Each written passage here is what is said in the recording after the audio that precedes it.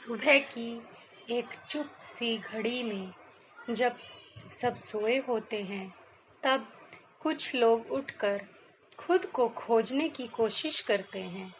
ऐसा ही होता है वैसाख का महीना, शांत पर भीतर से जागृत। आज हम बात करेंगे वैशाख पूर्णिमा की, एक ऐसा दिन जो न सिर्फ शास्त्रों में पावन है, बल्कि हमारे जीवन के लिए एक आईना भी है। हरे कृष्णा सभी भक्तजनों को। आइए आरंभ करते हैं वैशाख मास का परिचय, उसकी आस्था और महत्व। स्कंद पुराण के पन्नों में एक तपस्यारत ऋषि ने ये सब लिखा है।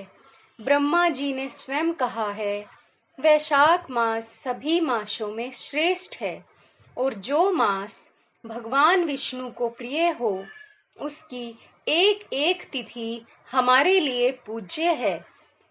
कभी आपने सोचा है कि साल में कुछ महीने ही ऐसे क्यों होते हैं जब हमें विशेष पुण्य के लिए बुलाया जाता है? क्योंकि वे महीने आत्मा को स्पर्श करने आते हैं। हम में से बहुत से लोग कहते हैं हमें समय नहीं मिलता, पर सच्चाई ये है कि समय मिलता नहीं, समय निकाला जाता है। वैशाख पूर्णिमा का संदेश यही है, कुछ पल खुद के लिए निकालो, ध्यान के लिए, सेवा के लिए और जीवन की सच्ची दिशा के लिए। तो आइए शुरू करते हैं वैशाख पूर्णिमा के बारे में जानना। बुद्ध पूर्णिमा, वही वैशाख पूर्णिमा का दिन भगवान बुद्ध का भी है। एक ऐसा साधु जो राजा था पर त्याग को गहना बना लिया। उन्होंने कहा, दुख है पर उससे छुटकारा भी है। आज हम छोटी बातों में उलझकर अपनी मुस्कान खो बैठते हैं। बुद्ध कहते हैं, क्रोध मत पालो, ईर्ष्या मत पालो, मन को हल्का रखो, वही सच्चा सुख है।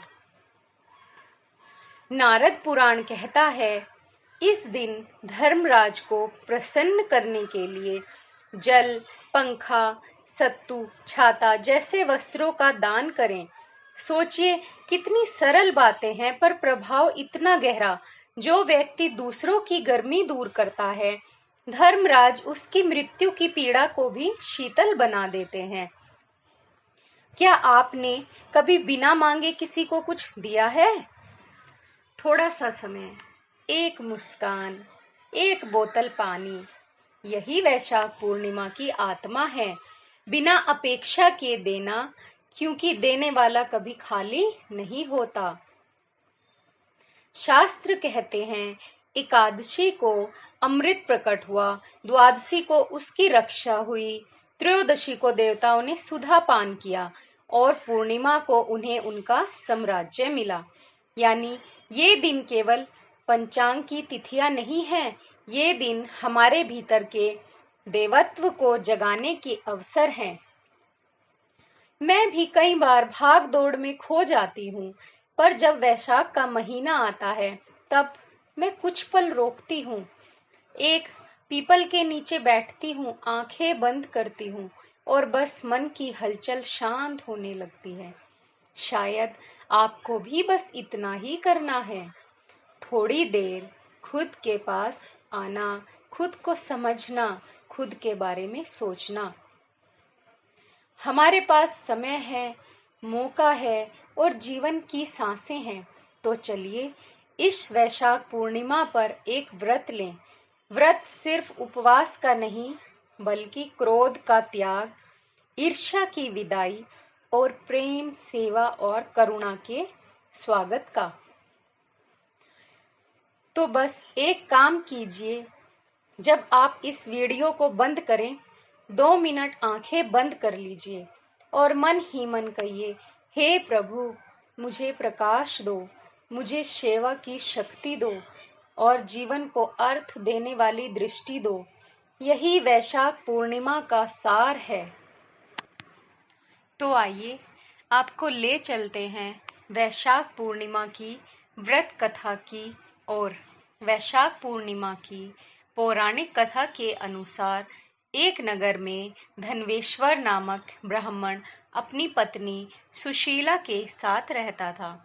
उसके जीवन में धन धान्य किसी चीज की कमी नहीं थी, लेकिन फिर भी वह दुखी रहता था।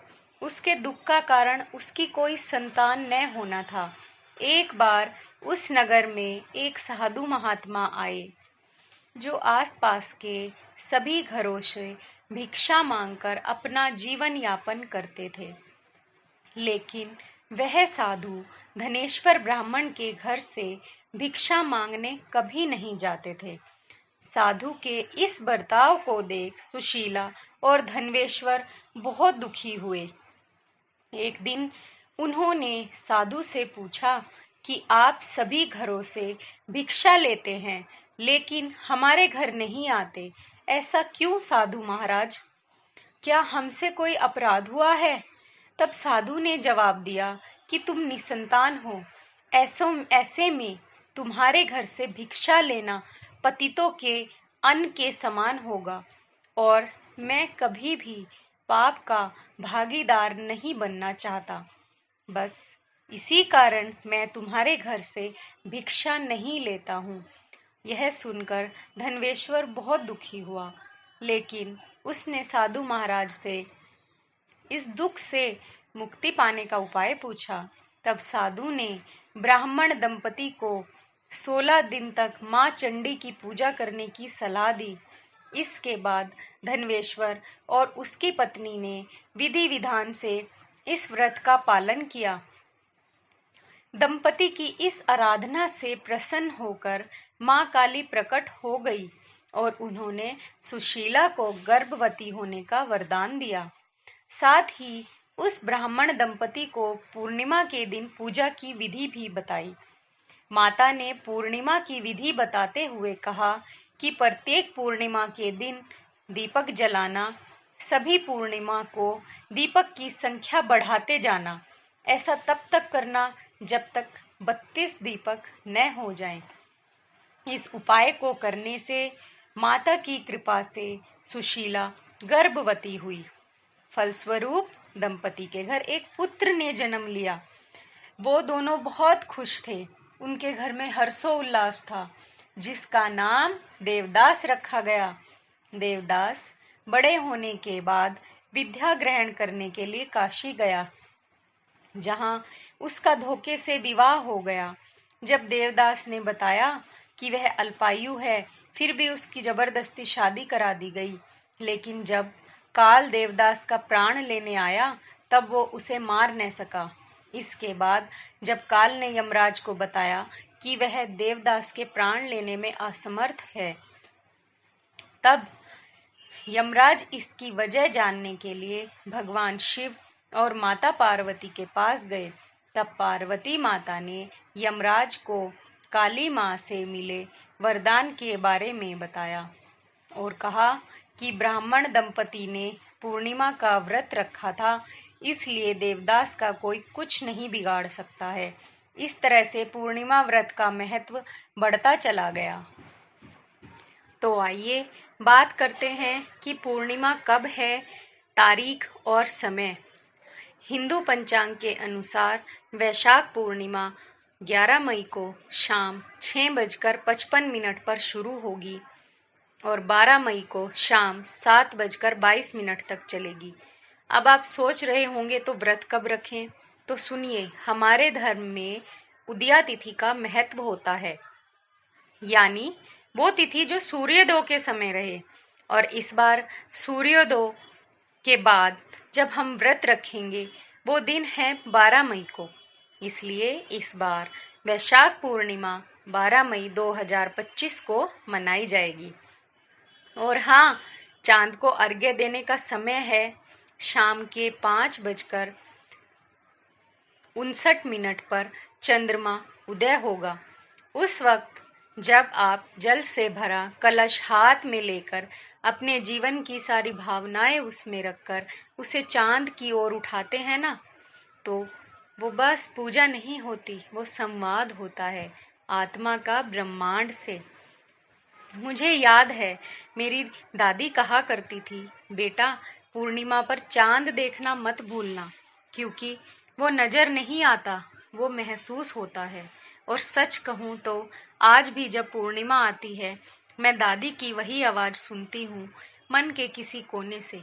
तो इस बार 12 मई की शाम को थोड़ा जल्दी काम निपटा लेना, थोड़ा घर से बाहर निकलना, आसमान की ओर देखना और उस पूर्णिमा के चांद से कुछ पल बात कर लेना, क्योंकि हो सकता है उसे तुम्हारी जरूरत हो और तुम्हें उसकी। राधे राधे सभी भक्तजनों को। हरे कृष्णा। वैशाख पूर्णिमा की हार्दिक बधाइयाँ सभी को। ओम नमो भगवते वासुदेवाय नमः। ओम नमो भगवते वासुदेवाय नमः। ओम नमो भगवते वासुदेवाय नमः।